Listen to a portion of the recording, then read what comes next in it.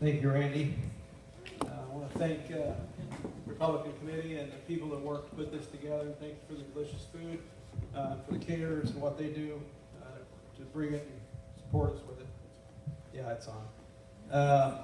Also want to thank my wife. Jennifer's here with me tonight. She helps me a lot with the campaign, does a lot of day-to-day activities, and I'm very grateful for that. I'm very blessed to have such a wonderful wife to help me.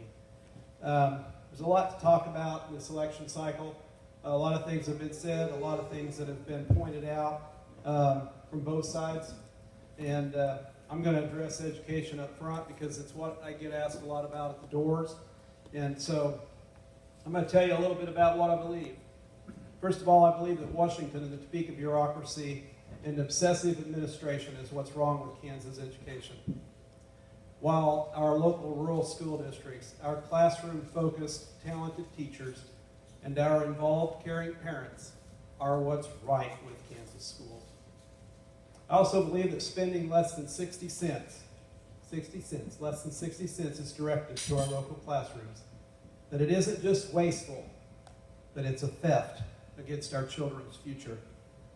And while Jerry won't even vote to move from just below 60 cents to 65 cents on the dollar for our local classrooms, I'm not going to be satisfied until we have 75 cents or better going to our local classrooms. We can have our budget balanced and our local rural schools with more money if we're willing to stand up to the Democrats, stand up to the KNEA, and starve the Topeka education establishment. It's a bureaucracy, folks. The administration is top-heavy in Topeka, and I think we all know that. Starving them is what's best for our kids, it's what's best for our schools, and it's what's best for the Kansas economy. So don't let Jerry, the Democrat Party, or the KNEA confuse you into believing that pouring more money into the Topeka education establishment helps our kids. It's actually what works against our local rural schools and our local classrooms, where that's the only place new money belongs. I prepared a little quiz to show a little difference. I think people need to see a contrast between candidates tonight. And this is going to be a pop quiz, but it's one that you don't have to worry about the answers. I'm going to give them to you. On efforts to encourage directing at least 65% of the dollars of education dollars to the classroom, Dennis Pyle supported. Jerry opposed. On the Classroom Learning and Assuring Student Success Act, Dennis Pyle supported. My opponent opposed. A 1 weekend per year sales tax holiday for Kansas kids to purchase school supplies, Dennis Pyle supported, and Jerry opposed.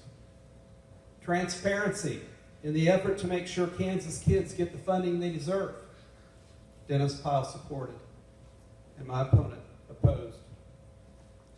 Common Core, had a lot of discussion in the last 2 years. Common Core, Dennis Pyle opposed, and still does oppose Common Core.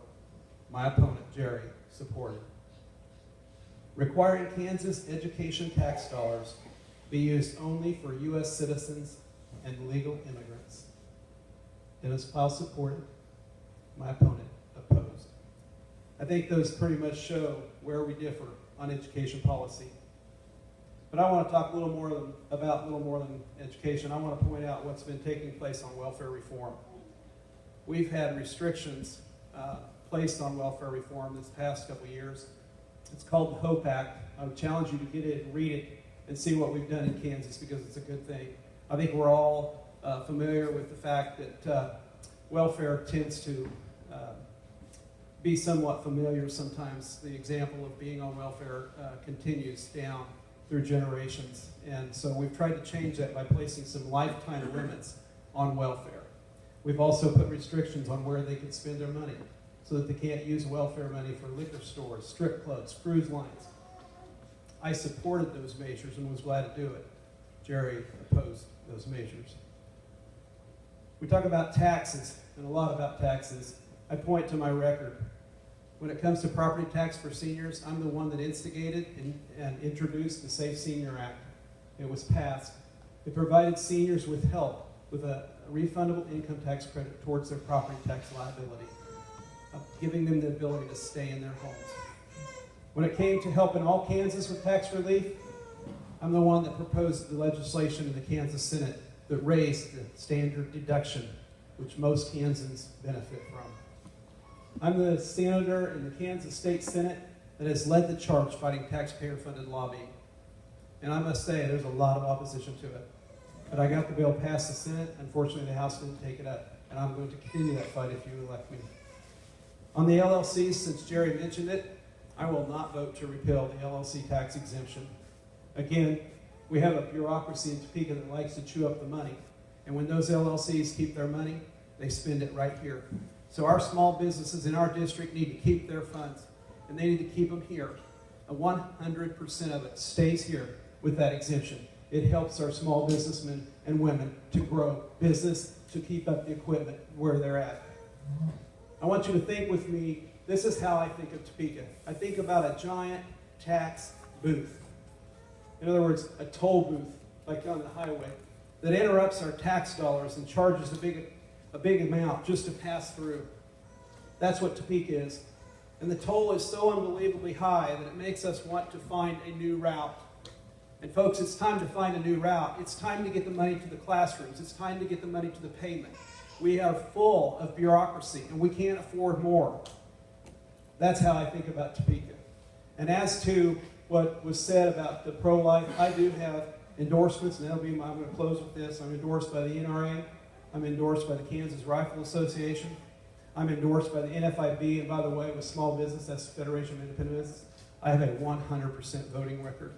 So I will continue to take care of our small businesses.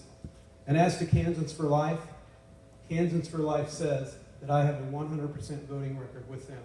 And as to the mailing that went out that I got, I was kind of surprised, frankly, to see some of the facts. And I looked them up. I took that card and looked them up. And I have the documentation for those votes. So, despite what KFL says, despite what Mr. Henry says, I want you to see. I've brought the House Journal from 2006, some of the record, on some of the votes that were made. And we're going to pass those out so you could read them tonight to see who really is 100% pro-life. Thank you.